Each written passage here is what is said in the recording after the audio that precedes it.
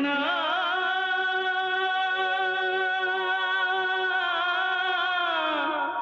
कृष्णा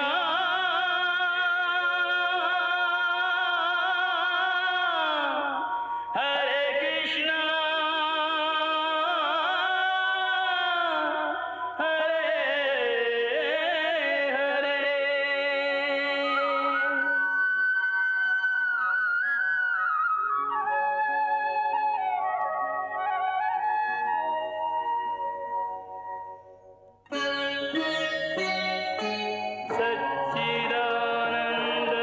सच्चिदानन्दरूपाय विश्वोत्पत्त्यादिहेतवे तापत्रयविनाशाय श्रीकृष्णाय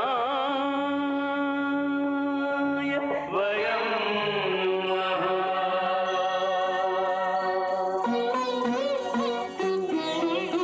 श्रीकृष्ण गोविन्द हरे मुरारे हे नाथ नारायण वासुदेव। हरे कृष्ण राधे कृष्ण राधे राधे कृष्ण कृष्ण हरे राधे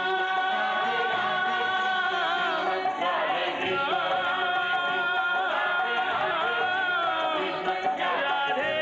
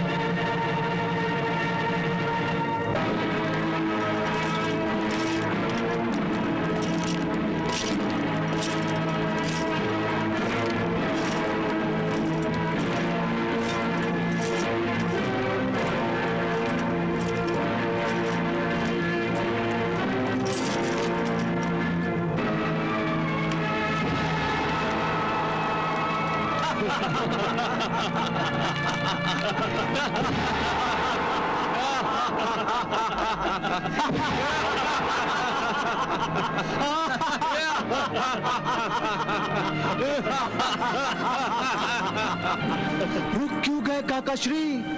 डर गए? मृत्यु को अपने समीप देखकर भयभीत हो गए? आइए आइए प्यारियों,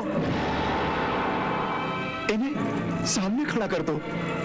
आइए, हाँ, आइए। मृत्यु का भय मुझे नहीं है पौंड्रक, मैं डरपोक नहीं हूं। तुम अपने सैनिकों के धनुष पर चढ़े हुए बाणों से मुझे डराना चाहते हो?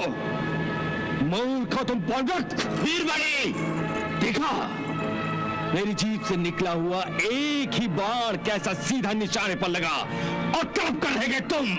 वीरवाणी, तुम्हारी जीभ नाक से भी अधिक विषैली है। वासुदेव, हमने भूल की तो इस नाग को दूध पिलाते रहे। हाँ, काशीराज ठीक ही कह रहे हैं वासुदेव। यदि नाग को पालना हो तो पहले उसके ऊपर के दांत को निकाल देते हैं, फिर उसके फन को ही कुचल डालते हैं।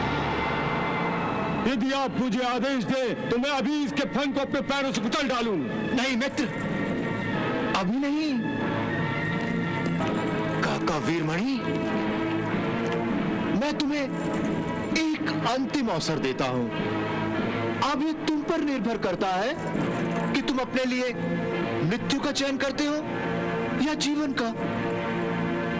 यदि तुम जीवन का चयन करते हो तो तुम हमें भगवान मानोगे, वासुदेव मानोगे, भगवान वासुदेव। मूर्ख पौंड्रक, ईश्वर का नाम जपने वाली जीव किसी और का नाम कैसे ले सकती है? अच्छा, अभी पता लग जाएगा काकाश्री, अभी पता चल जाएगा। धनुर्धारियों,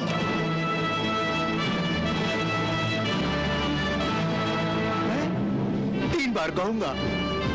यदि तुम नहीं माने तो ये बाण तुम्हारी छाती में छेद कर देंगे। हाँ, तुम्हारी छाती में छेद कर देंगे।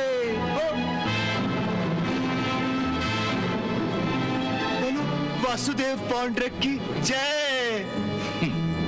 जय श्री कृष्ण। बोलो वासुदेव पौंड्रक की जय।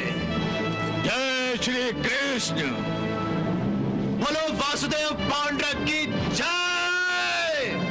जय श्री कृष्ण। बाल छोड़ो। ठहरो।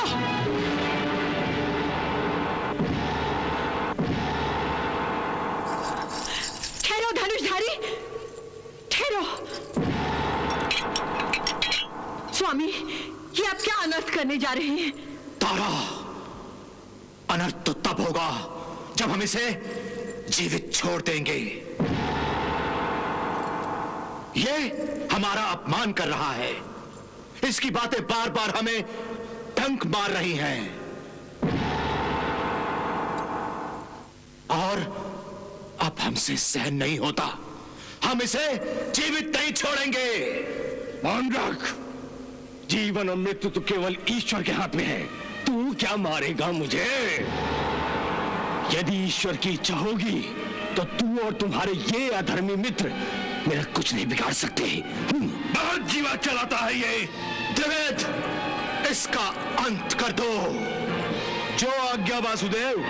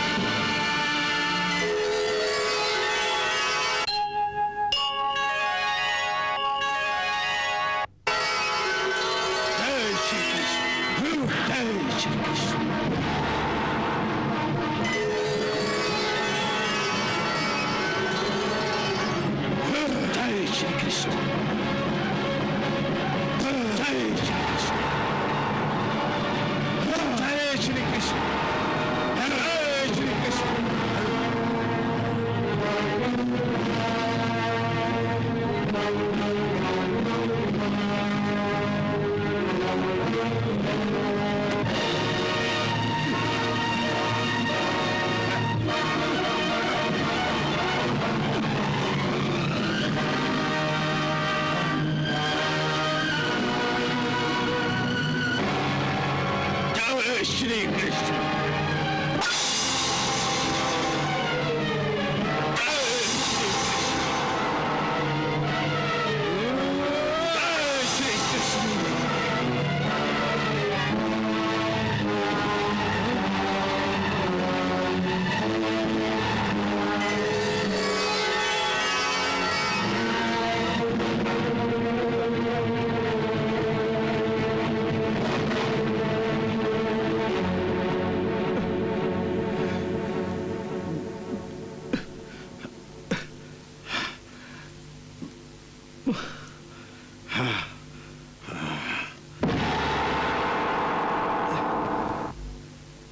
वसुदेव, ये मायावी मुझसे छल कर रहा है। ये अवश्य उस मायावी कृष्ण की माया होगी। उस ग्वाले कृष्ण की माया मैं इसी क्षण नष्ट कर देता हूं।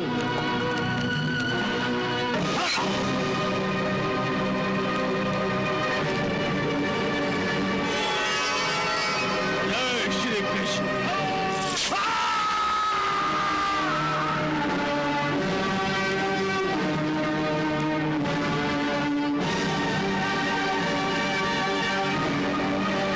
जय श्री कृष्ण।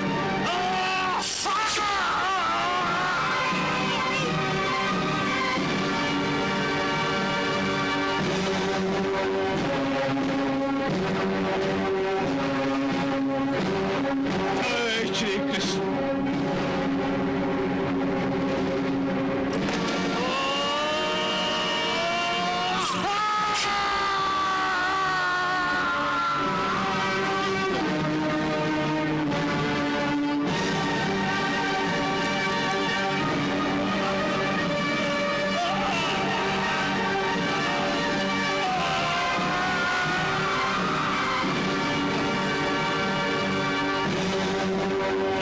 श्री कृष्ण।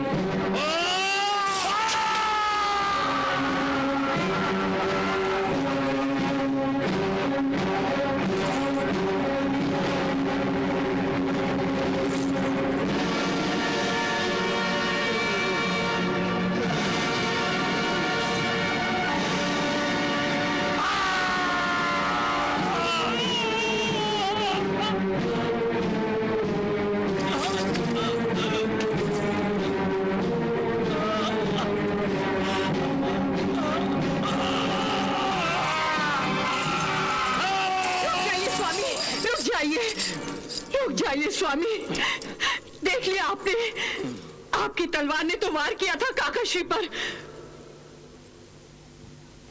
परंतु खून तो बह गया आपके भाई का। आप तो काकाश्री का वध करने जा रहे थे, परंतु घायल तो आपका भाई हो गया है। स्वामी, अब तो प्रभु की लीला पहचान लीजिए। चिल्लाते क्यों हो पौंड्रक? चिल्लाने से वास्तविकता तो नहीं बदल जाएगी ना, और वास्तविकता यही है कि तुम एक सामान्य मनुष्य हो, वासुदेव नहीं। वासुदेव तो केवल एक ही द्वारिकाधीश श्री कृष्ण है।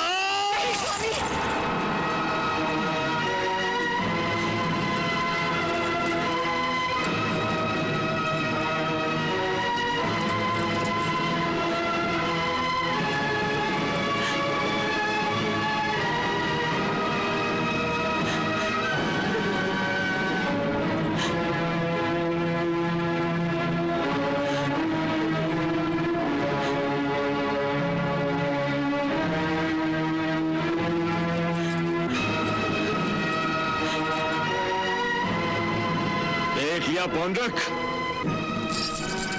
वासुदेव श्री कृष्ण ने तुम्हें संकेत दिया है, यदि तुम परमेश्वर को अपना शत्रु और प्रतिद्वंदी समझोगे तो इसमें तुम्हारी हानि है। इससे पहले कि तुम्हारा सर्वनाश हो जाए, समझ जाओ पौंड्रक। वीरमणि, मैं तुझे छोड़ूंगा नहीं।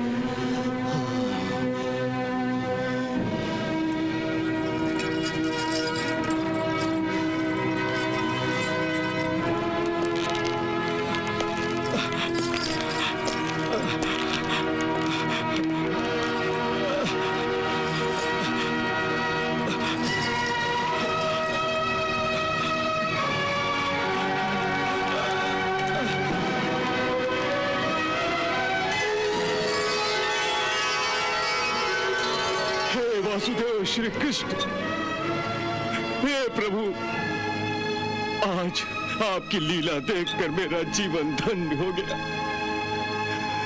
आपने त्रिलोक को दिखा दिया भगवान। आपने सिद्ध कर दिया कि मुझ जैसा एक तुच्छ सामान्य भक्त भी आपको कितना प्रिय है। मेरा प्रेम स्वीकार करें भगवान, मेरा उद्धार कीजिए वासुदेव। हे श्री कृष्ण, मेरे भतीजे पौंड्रक को क्षमा कर दीजिए, उस मूर्ख को क्षमा कर दीजिए, कृपा निधान क्षमा कर दीजिए।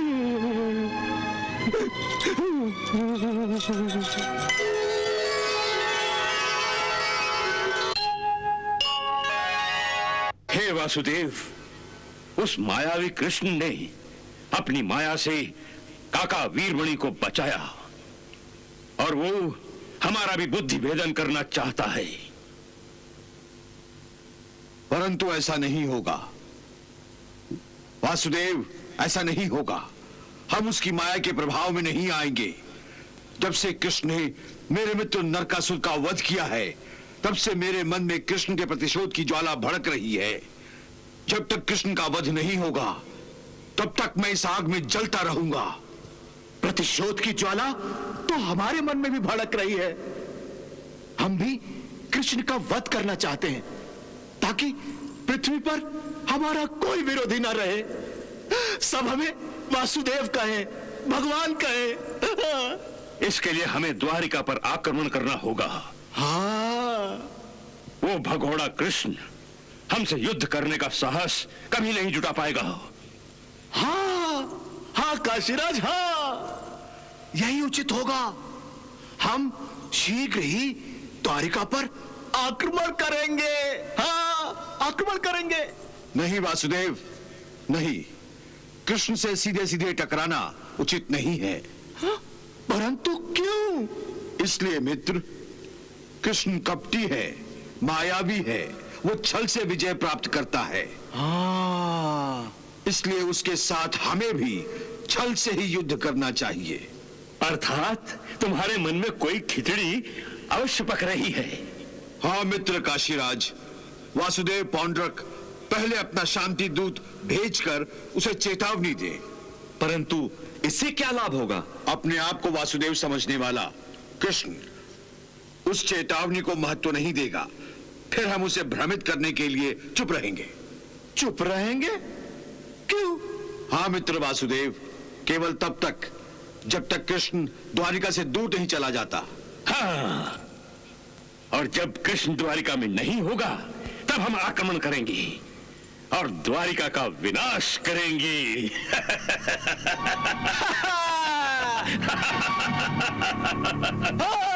विनाश करेंगे।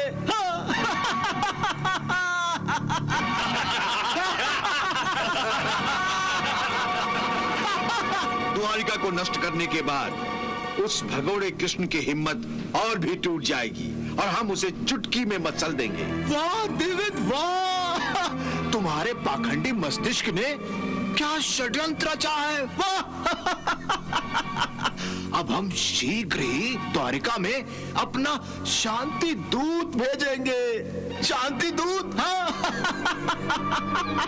इसके बाद न रहेगा कृष्ण, न बजेगी उसकी बांसुरी।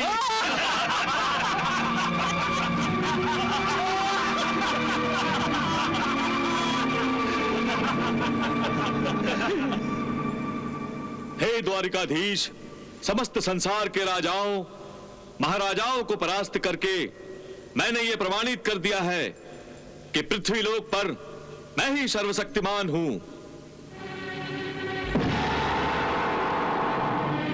इसलिए एक के बाद एक सभी राजाओं ने मेरे अधीन होना स्वीकार कर लिया है। जिन मूर्ख राजाओं ने मुझे पृथ्वी बल्लभ मानने से इनकार किया है वो अब इस धरती पर नहीं, धरती के अंदर समा चुके हैं। तुम एक बुद्धिमान राजा हो, इसीलिए मैंने द्वारिका के विरुद्ध अपनी विशाल सेना भेजने के बदले अपने शांति दूत। कन्हैया, पौंड्रक का ये दूत शांति के संदेश में युद्ध की धमकी को लपेट कर लाया है और तुम चुपचाप सुन रहे हो। दाऊ भैया, दूत अपना कर्तव्य निभा रहा है। वो राजा पौंड्रक का आदेशबद्ध है, उनके अधीन है, इसलिए दूत को अपना कर्तव्य निभाने दो। परंतु कन्हैया, ये तो। दाऊ भैया, दूत आगे का संदेश पढ़ो। तुम एक बुद्धिमान राजा हो, इसीलिए मैंने द्वारिका के विरुद्ध अपनी विशाल सेना भेजने के बदले अपना शांति दूत भेजा है। और शांति की मांग यह है कि तुम भी अपनी बुद्धि से काम लो, ना केवल पृथ्वी बल्लभ मानो, बल्कि अपने आप को वासुदेव कहना छोड़कर मुझे वासुदेव कहकर संबोधित करो। इसलिए कि सच्चा वासुदेव अब केवल मैं ही हूं।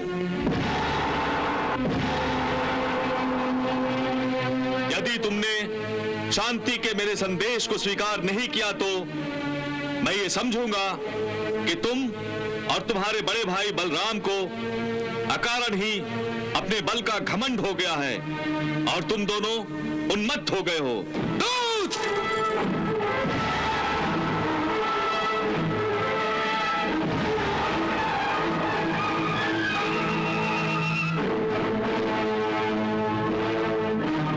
सात्यकी, इस पाखंडी की गर्दन उड़ा दो।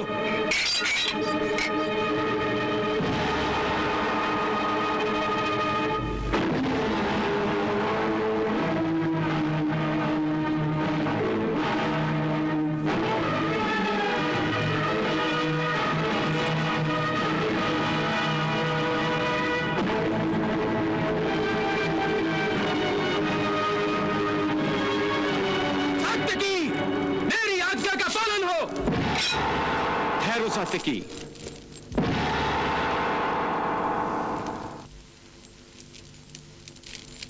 दाऊ भैया, शांति से काम लीजिए। शांति से काम लूं?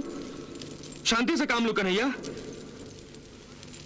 पौंड्रक ने जानबूझ के सारे शिष्टाचार गहरी खाई में फेंककर हमारी मान मर्यादा पर आक्रमण करने के लिए इस आक्रमणकारी को शांति दूत के वेश में भेजा है कन्हैया। इसलिए शांति की आड़ में हम पर जो युद्ध थोपा गया है उसका उत्तर देना हमारा कर्तव्य बन गया है। इसका उत्तर यही होगा कन्हैया कि इसी क्षण पौंड्रक के इस प्रतिनिधि की गर्दन उड़ा दी जाए।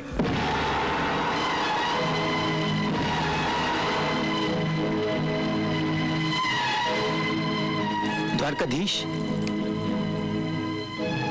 दाऊ भैया ठीक कह रहे हैं। राजा पौंड्रिक यदि शांति चाहता है तो संदेश की भाषा इतनी आतंक से भरी नहीं होती। ये शांति संदेश केवल युद्ध की घोषणा है। द्वारिकाधीश, मुझे आज्ञा दीजिए। मैं अपने आप को रोक नहीं पा रहा हूं। ये तलवार इस दुष्ट का रक्त चाटने के लिए उत्सुक हो रही है। सात्विकी, इस समय तुम इस दूत का अपमान कर रहे हो। क्षमा करें द्वारिकाधीश, ये भी तो आपका अपमान कर रहा है। अपने जजमान का अपमान करना राजा पौंड्रक की नीति होगी, परंतु हम तो अपने अतिथि का सम्मान करना जानते हैं। और ये दूत इस समय द्वारिका नगरी का अतिथि है और हमारे शरण में आया है। इसलिए आप सब अपने क्रोध की तलवारों को अपनी म्यान में वापस रख लें।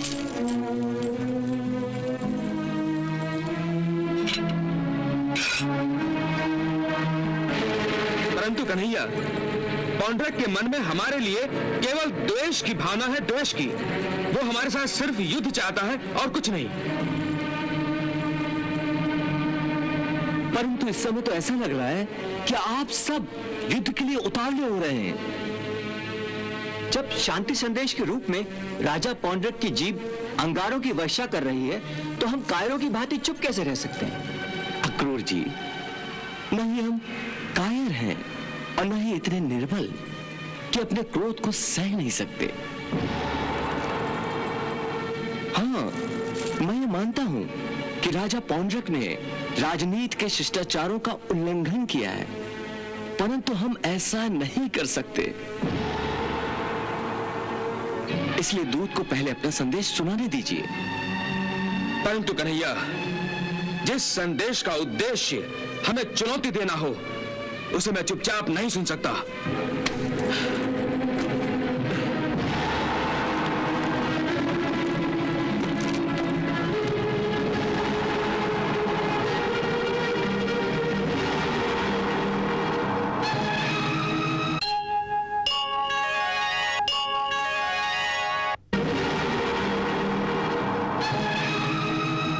आप लोग सब बैठ जाइए।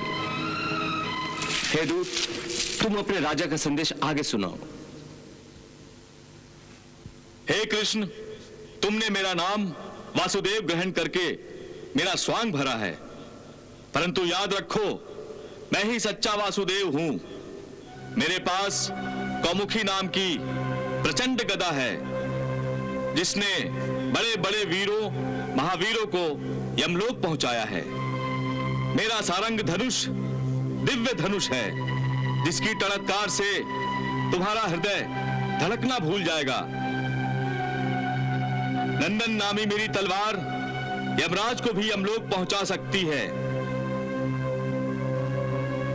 और मेरा सुदर्शन चक्र तुम्हारे सुदर्शन चक्र के टुकड़े टुकड़े कर सकता है, और तुम्हारा वध भी आसानी से कर सकता है। मैं ही सच्चा वासुदेव हूं, और इस धरती पर केवल एक ही वासुदेव रहेगा। इसलिए तुम या तो मुझे वासुदेव मानोगे या फिर मुझसे अपनी मृत्यु मांगोगे। तुम्हारा शुभचिंतक वासुदेव पौंड्रक। पौंड नगरी के दूत, संदेश लाने का धन्यवाद। राजा पौंड्रक ने इस संदेश द्वारा जो शब्दों का युद्ध छेड़ने का प्रयास किया है, उसका उत्तर देना इसलिए उचित नहीं है क्योंकि मैं ना ही शब्दों के युद्ध के पक्ष में हूं और न ही शस्त्रों के। फिर भी यदि वो युद्ध चाहते हैं तो युद्ध होगा, परंतु इसकी पहल उन्हीं को करनी होगी। और यदि उन्होंने इसकी पहल की तो इस युद्ध का अंत हम करेंगे। वासुदेव श्री कृष्ण की जय! वासुदेव श्री कृष्ण की जय! वासुदेव श्री कृष्ण की जय! वासुदेव श्री कृष्ण की जय! वासुदेव श्री कृष्ण की जय! वासुदेव श्री कृष्ण की जय! अक्रूर जी, आज्ञा दीजिए द्वारकाधीश। श्रीमान दूत यदि ठहरना चाहे तो उन्हें आदर और सम्मान के साथ यहां ठहराया जाए, और यदि वो जाना चाहे तो आप अपनी जिम्मेदारी पर इन्हें सुरक्षित रूप से द्वारिका की सीमा तक स्वयं छोड़कर आए। जैसी आपकी आज्ञा। द्वारिकाधीश की जय! द्वारिकाधीश की जय! द्वारिकाधीश की जय! द्वारिकाधीश की जय! द्वारिकाधीश की जय! द्वारिकाधीश की जय! द्वारिकाधीश की जय! द्वारिकाधीश की जय! द्वारिकाधीश की जय! द्वारिकाधीश की जय!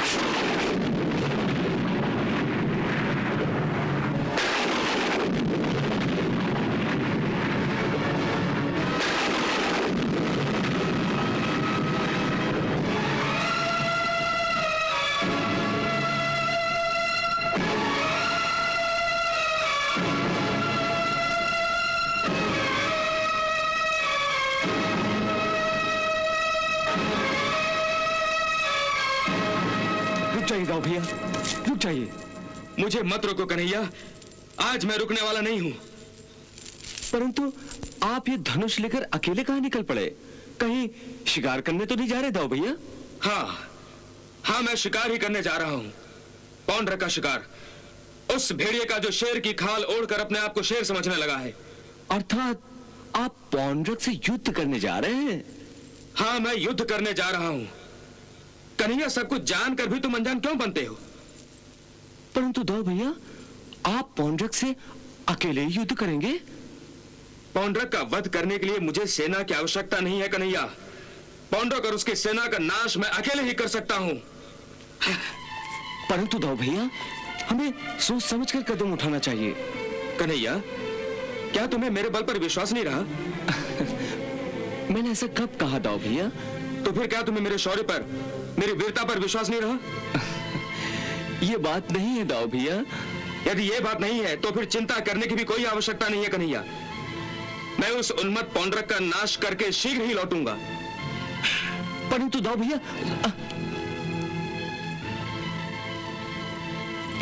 भैया, पौंड्रक से तुरंत युद्ध करने की क्या आवश्यकता है? ये तुम कह रहे हो? तुम कह रहे हो ये कन्हैया? अरे उसने तुम्हारा अपमान किया है। तुम्हारा अपमान मतलब मेरा भी तो अपमान है। कन्हैया, उसने हमें युद्ध की चुनौती दी है और उस चुनौती को मैंने स्वीकार किया है। परंतु क्या? क्या परंतु? अपने आप को वासुदेव समझने वाले पौंड्रक को उचित दंड देना उचित नहीं है? उचित ही है दाऊ भैया, परंतु दाऊ भैया, हम पौंड्रक को अवश्य दंड देंगे। हम नहीं, मैं अकेला ही उसे उचित दंड दूंगा कन्हैया, और उसके लिए मुझे किसी की सहायता की कोई आवश्यकता नहीं है। मैं जानता हूं दाऊ भैया, आप परम शक्तिशाली हैं, बलशाली हैं, शौर्यशाली हैं। आप अकेले ही पौंड्रक का वध कर सकते हैं। अगर ऐसा है, फिर मुझे युद्ध पर जाने से तुम क्यों रोक रहे हो कन्हैया? ऐसी कौन सी चिंता है जो तुम्हें खाई जा रही है? बताओ। दाऊ भैया, मेरी चिंता को केवल आप ही दूर कर सकते हैं। मैं? हाँ दाऊ भैया, हस्तिनापुर में दुर्योधन की कन्या लक्ष्मणा का स्वयंवर जो है। अरे हाँ कन्हैया, मैं तो ये बात भूल ही गया था। अब आप ही सोचिए दाऊ भैया, ऐसे में युद्ध छेड़ना क्या उचित होगा? हाँ? हाँ, बात तो तुम ठीक है कर रहे हो कन्हैया। पर दाऊ भैया, मेरी असल चिंता तो मेरा जामवंती पुत्र सांब है। साम?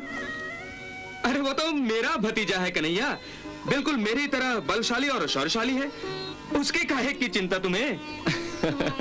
अरे बलवान युवक ही तो चिंता का कारण होता है, क्योंकि जवानी के जोश में वो अपनी बुद्धि का प्रयोग नहीं करता। इसलिए मैं चाहता हूं दाऊ भैया कि स्वयंवर में आप उसके साथ जाएं, तभी वो अपने काबू में रहेगा। इतना ही ना? ठीक है, उसके साथ मैं हस्तिनापुर खुद चला जाऊंगा। अब तो कोई चिंता नहीं ना?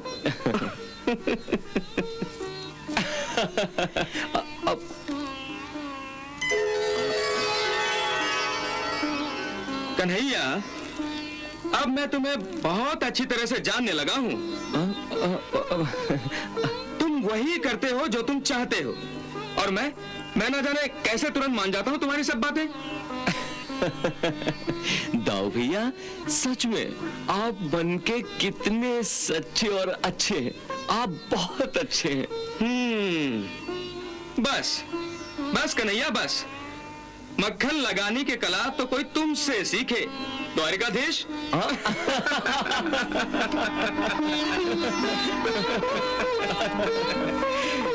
देखो तो कन्हैया, देखो तो, पौंड्रक के उस दूध के भाषण की वजह से मैं कितना क्रोधित हो गया था, और अब बिल्कुल शांत हो गया हूं।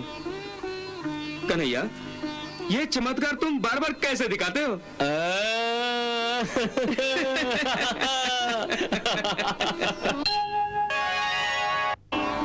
श्री राम जय जय राम।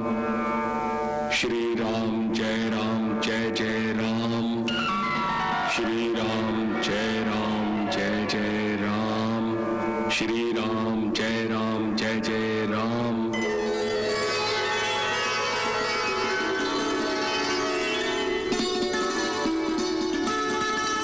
हे प्रभु,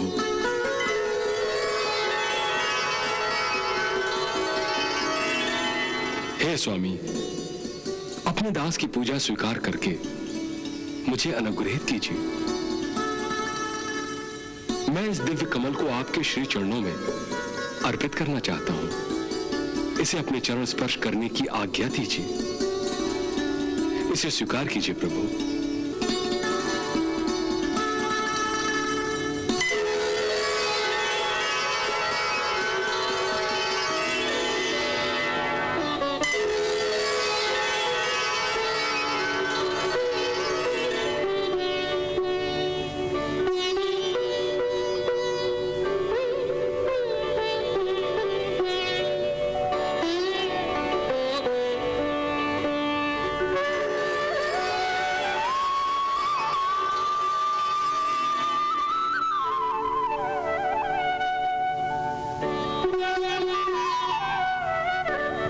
बात है प्रभु? आप कौन सी बात पर इतने मदमस्त हो रहे हैं? देख नहीं रही देवी, मेरे परम भक्त ने ये दिव्य कमल मुझे अर्पित किया है, जिसे सुनते ही मेरी अंतरात्मा में सुगंध का एक तूफान सा भर गया है। अच्छा। लो देवी, तुम भी आनंद लो। मैं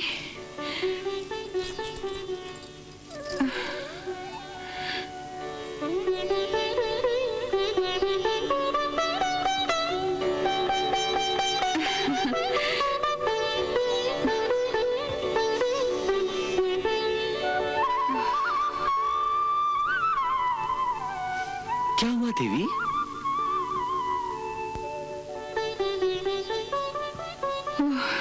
सच प्रभु, इस कमल की सुगंध ने तो मेरी अंतरात्मा को भी तृप्त कर दिया।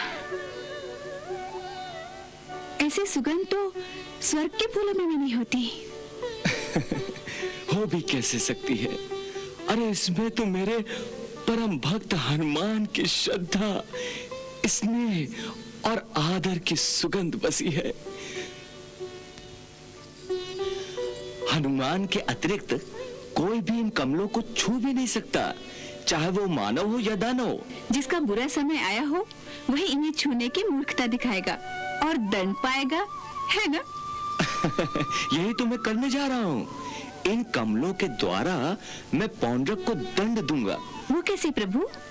देवी स्वयं अपनी आंखों से देख लो।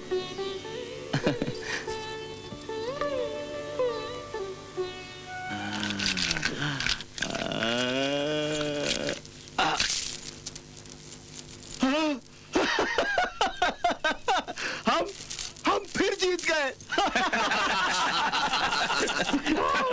महाराज, आप ठहरे भगवान, भगवान वासुदेव।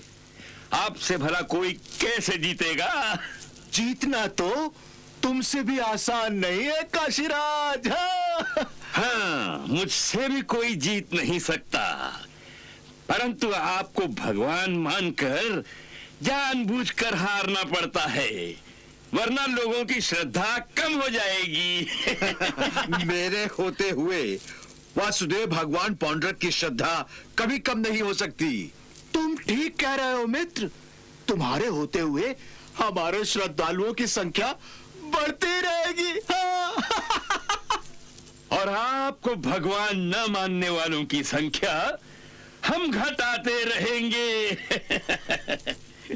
लोग न केवल आपको वासुदेव भगवान मानने लगे हैं, बल्कि कई मूर्ख अब मुझे हनुमान मानने लगे हैं। हनुमान, प्रणाम पवन पुत्र।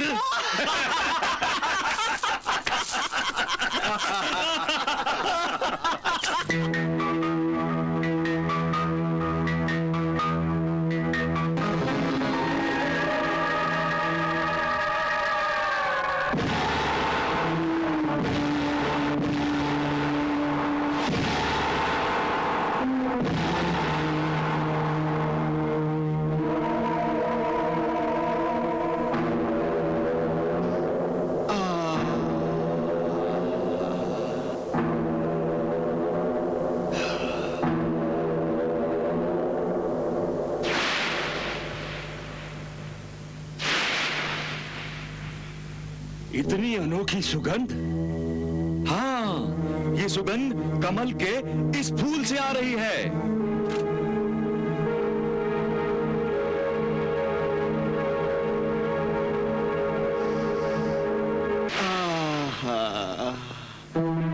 ऐसी मधुमाती सुगंध और कमल के फूल से। वाह वाह।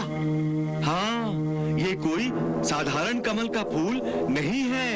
हाँ, पता करो ये कमल का फूल किस सरोवर का है। हाँ।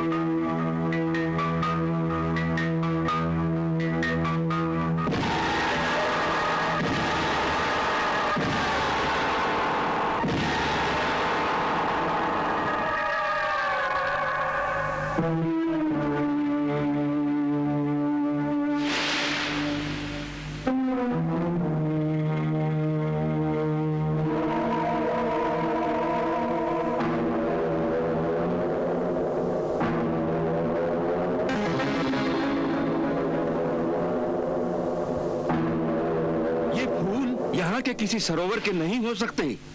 सुना है गंधमादन पर्वत पर एक दिव्य सरोवर है, यहाँ ये कमल खिलते हैं। गंधमादन पर्वत पर?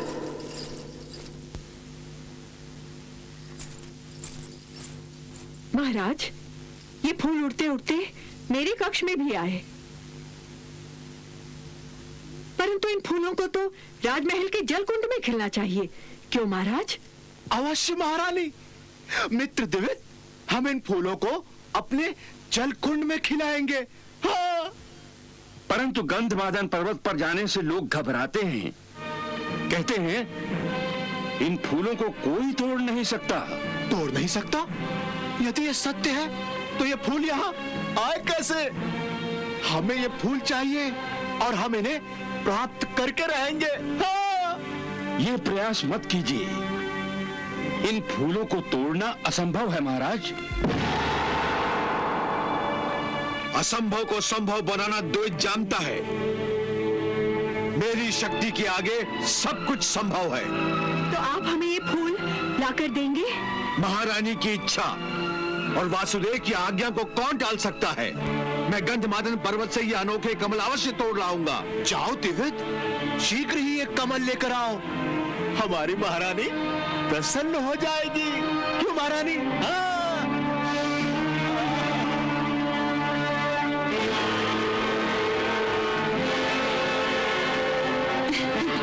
प्रभु, अब मेरी समझ में आ रहा है कि आप इन दिव्य कमलों के द्वारा पौंड्रक को किस प्रकार से दंड देंगे।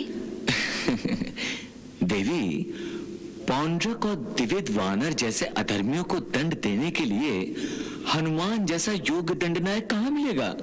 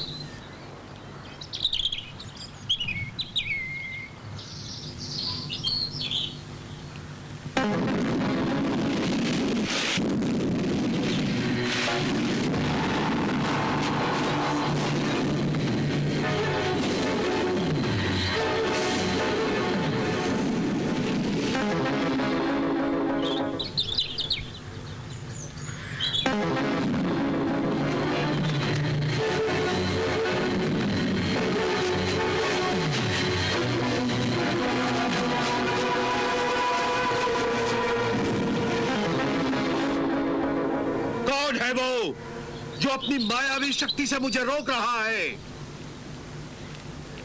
हे असुर दिव्यद, तुम यहां से ये दिव्य कमल पुष्प नहीं ले जा सकते। क्यों? क्योंकि इन दिव्य कमल पुष्पों पर केवल मेरे प्रभु का अधिकार है और मैं हर रोज इन्हीं दिव्य पुष्पों से अपने प्रभु की पूजा करता हूं। कौन है तुम्हारा प्रभु?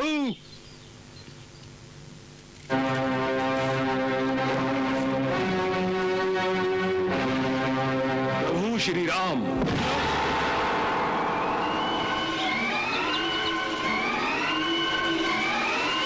और मैं हूं उनका भक्त हनुमान। अच्छा, तो तुम ही हो वो मायावी जो अपनी माया से लोगों को भ्रमित कर रहे हो और अपने आप को हनुमान समझते हो। मैं समझता नहीं हूं, मैं स्वयं हनुमान हूं। हाँ? सचमुच वृद्धावस्था के कारण तुम्हारी बुद्धि भी भ्रष्ट हो चुकी है। अरे बुढ़े, इस सरोवर के सारे फूल मैं तोड़ ले जाऊंगा। यदि तुमने मुझे रोकने की कोशिश की तो तुम्हारी गर्दन उड़ा दूंगा। जय श्री राम।